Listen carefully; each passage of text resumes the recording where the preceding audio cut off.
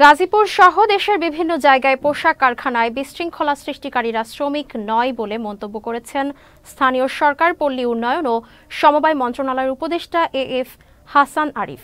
দুপুরে সচিবালয়ে এক ব্রিফিংয়ে তিনি এমন মন্তব্য করেন।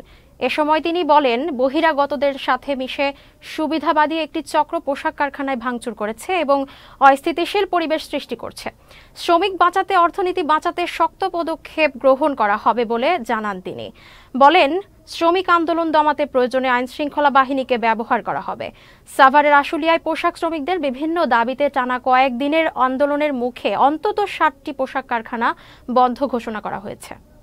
যে শ্রমিকরা এখানে কোনো ধরনের ডিস্টারবেন্স করছে না, কিন্তু যারা করছে তারা অধিকাংশ বহিরাগত।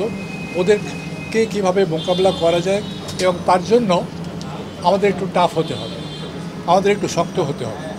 আমরা সবসময় মনে রেখেছি যে সরকার কোনো সময় তার নিজের নাগরিকের বিরুদ্ধে ফোর্স ব্যবহার করে না, এটা স্বাভাবিক, ফোর্স ব্যবহার করে না।